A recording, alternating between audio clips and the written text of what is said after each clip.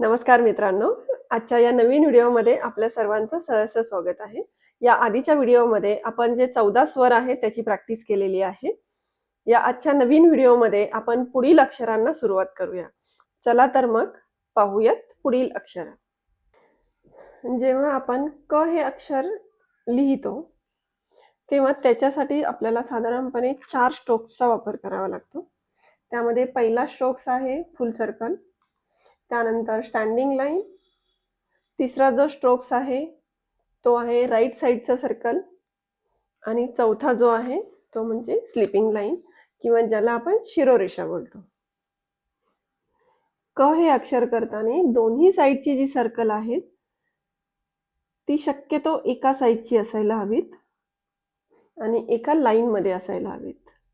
Right साईडचं जे circle असतं ते आपण कंप्लीट करत नाही. प्रत्येक स्ट्रोक्स करताना आपला जो 45चा अँगल आहे तो मेंटेन ठेवायचा आहे. अशा पद्धतीने क या अक्षराचं पूर्ण एक पेज तुम्हाला पहिलं जे सर्कल आहे ते 1 स्ट्रोक्स मध्ये तुम्हाला करायचं आहे आणि शक्यतो ते प्रत्येक अक्षरामध्ये एकसारखं असेल या गोष्टीकडे लक्ष द्यायचं आहे.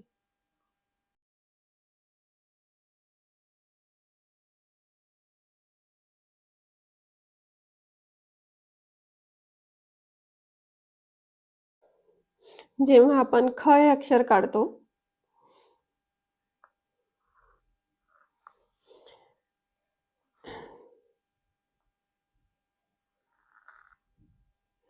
तेव्हा ते आपल्याला एका स्ट्रोक्स मध्ये काढता येत नाही.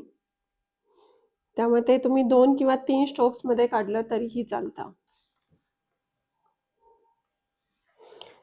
ख हे अक्षर काढताना प्रत्येक अक्षर हे एक सारखं येईल या गोष्टीकडे लक्ष द्यायचं आहे.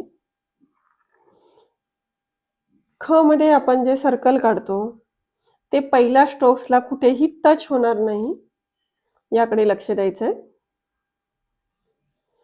जेव्हा आपण ख काढतो तेव्हा ते आपल्याला एका स्ट्रोक्स मध्ये काढता येत नाही. त्यासाठी तुम्ही पेन उचलून एक 2-3 स्ट्रोक्स मध्ये जरी काढलं तरीही चालतं.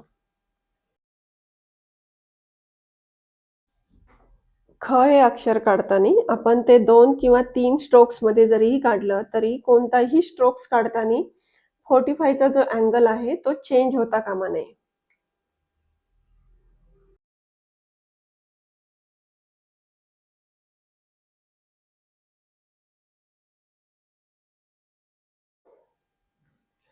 ख हे अक्षर काढताना प्रत्येक ठिकाणी एकसारखं असेल ह्या गोष्टीकडे लक्ष द्यायचं. ख या अक्षराचं पूर्ण एक पेज प्रॅक्टिस केल्यानंतर पुढचं अक्षर आहे ग. जेव्हा आपण ग काढतो तेव्हा त्यामध्ये हे जे सर्कल असतं ते ओपन असतं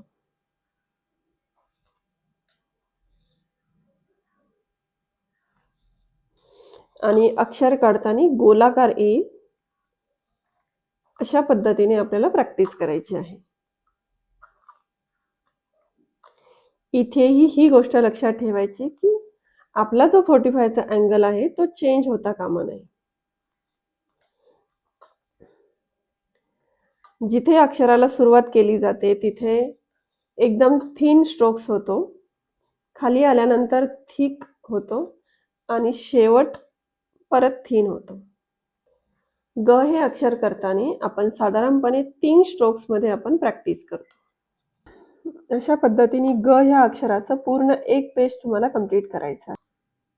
ग पूर्ण करताना पहिल्या अक्षरापासून तर शेवटच्या अक्षरापर्यंत तो एकसारखा असेल अशी प्रॅक्टिस करायची आहे.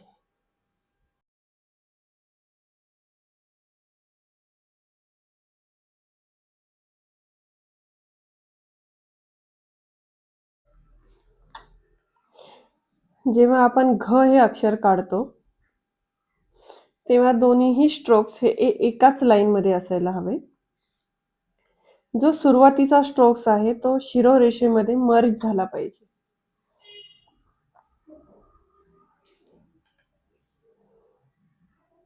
अर्थातच 45चा अँगल मेंटेन असायला हवा. प्रत्येक स्ट्रोक्स हा दुसऱ्या स्ट्रोक्समध्ये व्यवस्थित मर्ज करायचा आहे. यामध्ये खालचा जो स्ट्रोक्स आहे तो साधारणपणे गोलाकार आकाराचा असतो. वरच्या स्ट्रोक्सपेक्षा खालचा स्ट्रोक्स थोडासा मोठा असतो. शिरोरेषा देताना अक्षराच्या लेफ्ट साइड पासून सुरुवात करून उभा जो दंड आहे तिथपर्यंत आपल्याला काढायची आहे.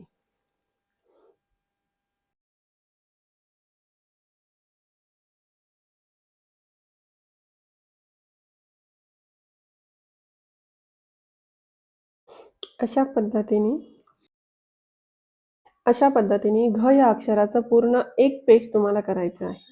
जेव्हा आपण ही प्रॅक्टिस करतो तेव्हा शक्यतो एकदम शांत आणि निवांत करायची आहे. कोणतीही घाई गडबड न करता.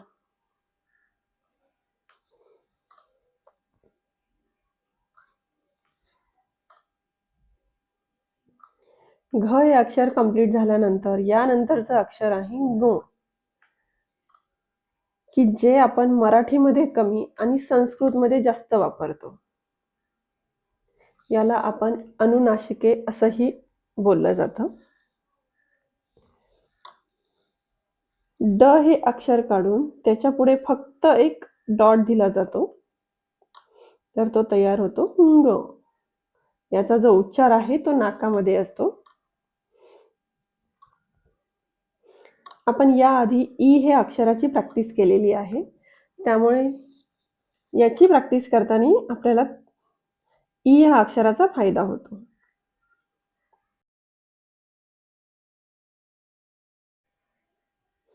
क, ख, ग, घ, ञ ही जी अक्षर आहेत याला क वर्गातील अक्षर असंही बोललं जातं.